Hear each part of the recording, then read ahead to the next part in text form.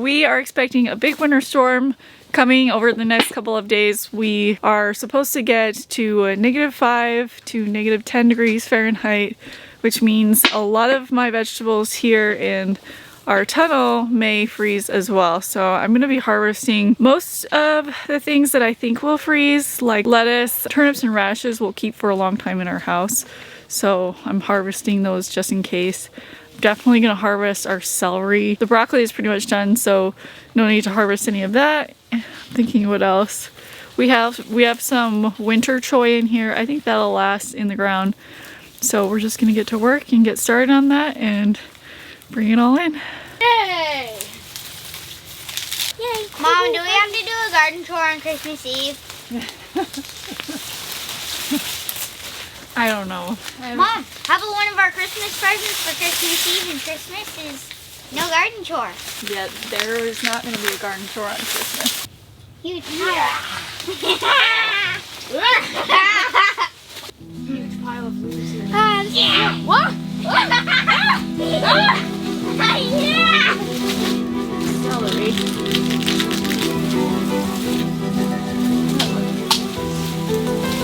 Our way to get celery off is what?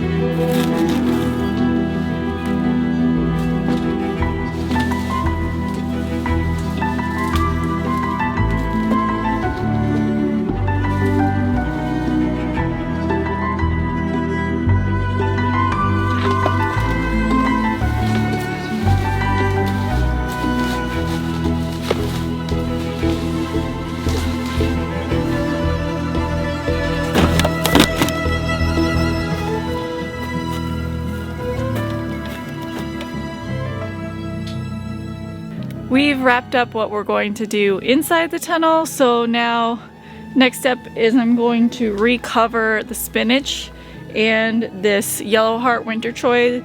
Those were the two main things that I've left in the ground. I'm going to cover them with multiple row covers and get them really insulated so that hopefully we can still have some spinach throughout the rest of the winter.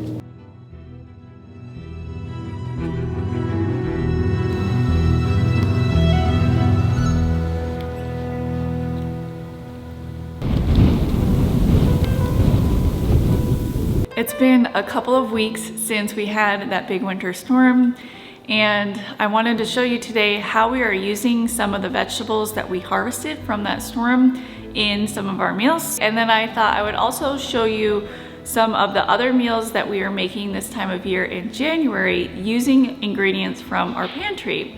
So I'm gonna be doing some freeze-dried omelets this morning, and then we're gonna make some sourdough pretzels with some canned pizza sauce this afternoon. And for dinner, I am going to make a chicken noodle soup. To start out, I am going to get the pretzels going because it is a sourdough recipe.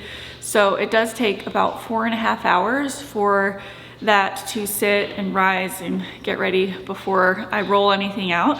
So I'm gonna do that first, and then we'll move on to making breakfast. So to start, I'm adding 400 grams of all-purpose flour to a stand mixer. Next, I add 200 grams of hard white wheat flour. This is flour that I grind myself. And 350 grams of water. You want to make sure it's unchlorinated. And then 50 grams of honey. And a half a teaspoon of salt. And then you mix it, and you only want to mix it until the ingredients are incorporated together. You don't really need to mix it very long at all. And that's what it looks like when it's finished. And then you let it rest for 30 minutes. Now we are going to make some omelets. I am using a blender for this because I've had the best results by using the blender. And I'm gonna go to my pantry and I'm gonna grab some freeze-dried peppers, mushrooms, I'm gonna grab an onion, and then I'm gonna grab my freeze-dried eggs.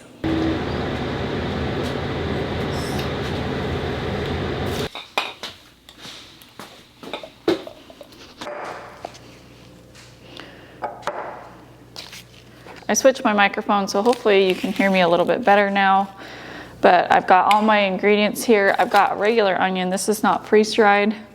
I personally did not feel the need to freeze dry my onions because they store so well for me. If they do end up sprouting, I probably will chop them up and freeze dry them later.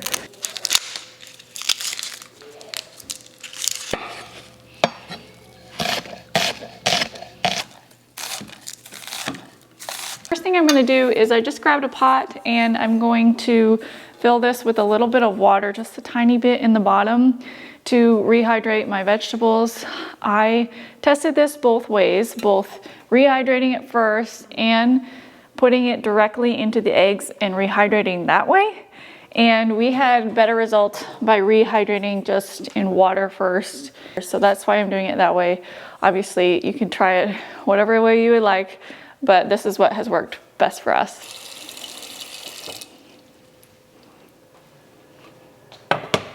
My water is at a boil, so what I'm gonna do is I have freeze-dried mushrooms and freeze-dried peppers.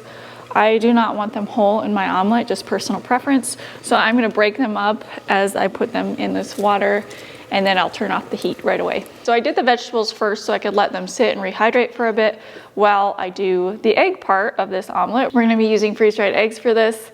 The vegetable part of it, I did put a lot of veggies in there just in case I mess up on an omelet and I need to do a second. But the actual egg portion, I'm going to do a one-person serving size. So rehydrated, this is about like 2 eggs worth in an omelet, and I'm gonna just do a little personal size pan omelet for demonstration purposes here. We'll get started with rehydrating this. I'm gonna measure out a 1/4 cup of this powdered egg, and I'm gonna pack it as part of my measuring. I just feel like it's more accurate every time that way. And then just go ahead and put it in the blender. Now I'm gonna add the water. I add a 1/4 cup plus 2 tablespoons. And I probably should be doing this in a liquid measuring cup, but this is the lazy person's way of doing it. I blended the eggs on high for about a minute. The reason that I blend them first in a blender is because I have found it makes a fluffier omelet that way, especially for the powdered freeze-dried eggs. It just gives it a little bit more fluff, and I like the texture of that better. The next step is to cook the vegetables, so I'm just gonna add in, this is bacon grease that we've saved. Give it a little extra flavor here. Turn my heat on. And then once that heats up, I'm gonna add in my onions and I'm gonna add in my freeze-dried vegetables.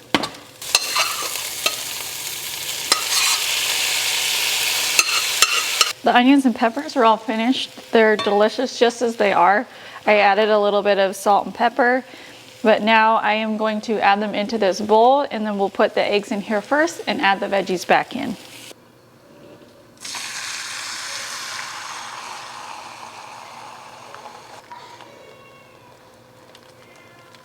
Once the top starts to solidify a little bit more, I don't like it liquidy like this. So I just wait for it to completely solidify, and then I flip it over and slide it onto a plate.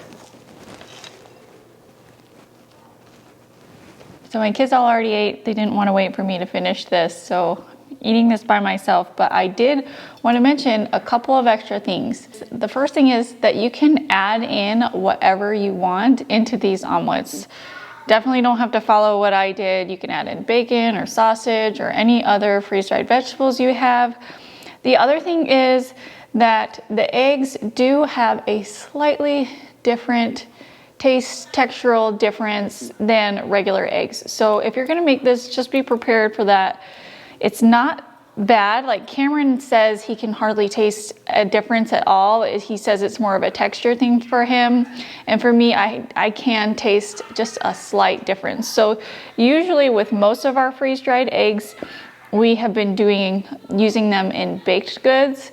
I think that's the best use for them, but this also works. So if you didn't want to use freeze-dried eggs in this, you could use regular non-freeze-dried eggs, and it tastes so good with the freeze-dried veggies. The freeze-dried veggies, I notice absolutely no difference in taste or texture personally.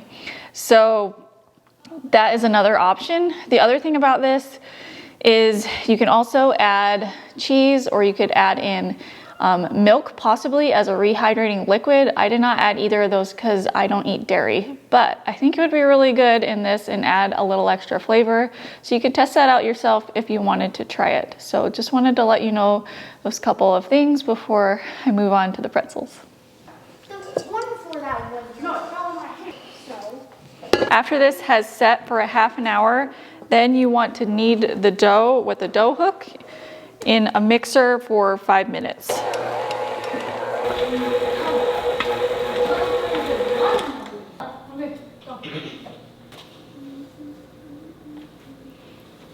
After making breakfast, I was able to sit down for a little bit and help the kids with their school. Now I am going to pick some carrots and spinach for some of the meals that we're making today.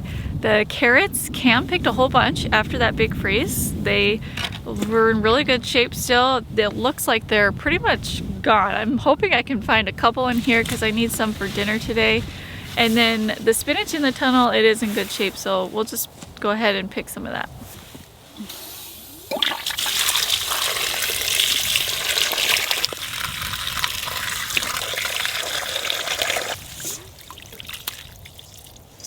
It's time to make the sourdough pretzels. It's pretty simple and straightforward. This is what the dough looks like after it's risen it's been 4 hours or so. And I think that's about double in size. What I do is I put it on my countertop. One of the things that I have found personally that helps me when I am rolling out pretzels is not using a lot of flour on my surface. Otherwise, it just doesn't roll out very well.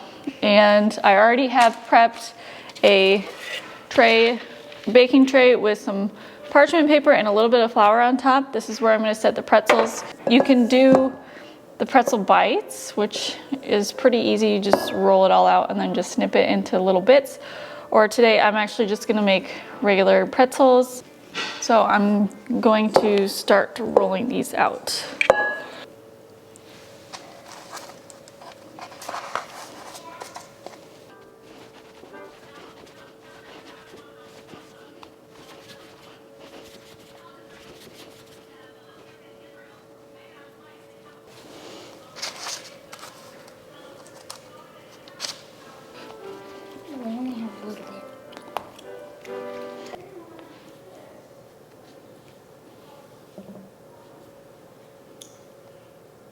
Next step is to make a baking soda and water mixture. So I'm going to do 6 cups of water, and I think the last time I did about 1/3 of a cup and it turned out really good.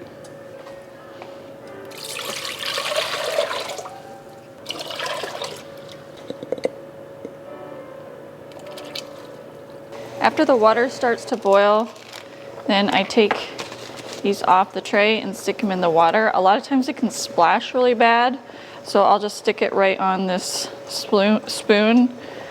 I have tried this with a metal spoon. It sticks really bad, so that's why I'm using plastic. And then you just slide it off and then let it sit in there for like 20 or 30 seconds and then take it out and put it back on the tray.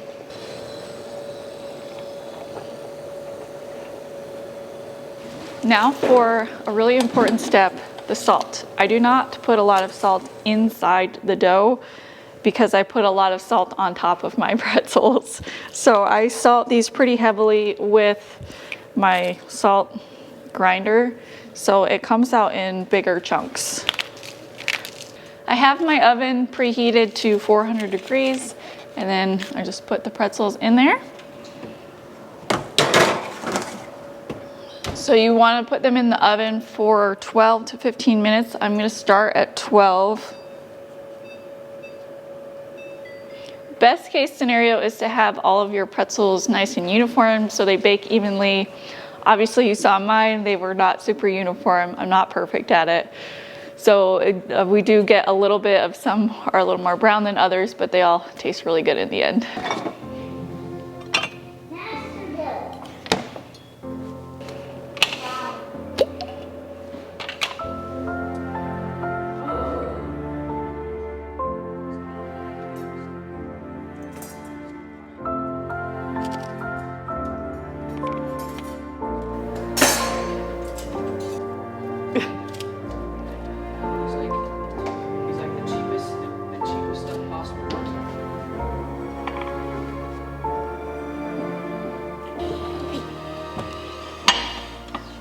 what do you think about the pretzels?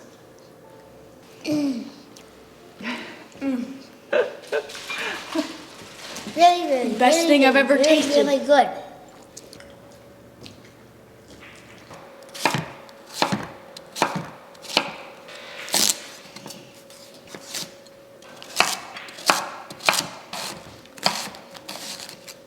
Do that. They said no going to Walmart.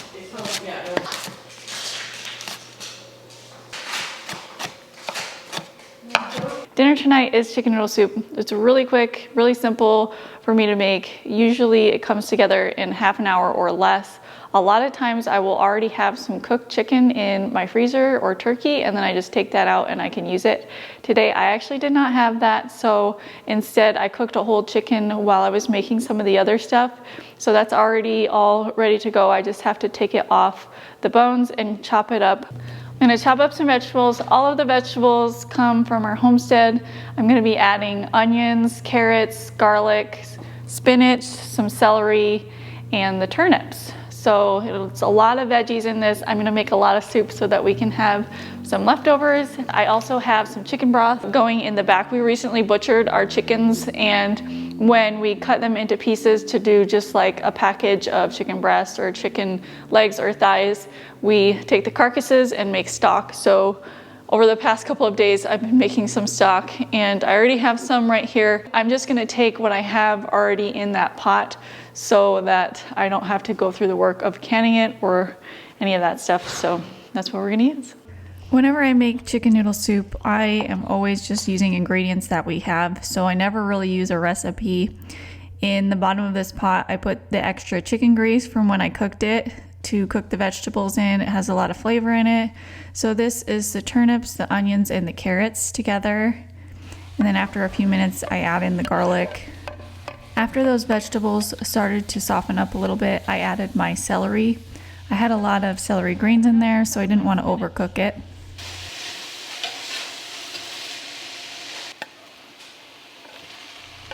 Then I add my chopped chicken to the pot, and I add the chicken broth. So the noodles that we're using for the chicken noodle soup is spinach pasta. I preserved this way back in probably April or May of this year to use up a lot of eggs and a lot of spinach that we had. But the thing that happened was after it dried, it kind of crumbled and fell apart. So it doesn't make a very good spaghetti or noodle meal by itself, but it is really good in soup, so we've been using it that way. When I do the noodles, I always boil a separate pot of water here because the noodles will absorb all your liquid. So then I take them out of the pot and then I'll put them in that pot after. We boil the noodles until they're a little bit soft, and then we drain out the water and put them in the pot with the rest of the soup. And the final step is to add the spinach at the very end. I add this after I turn off the heat, and then we stir it all together and serve it.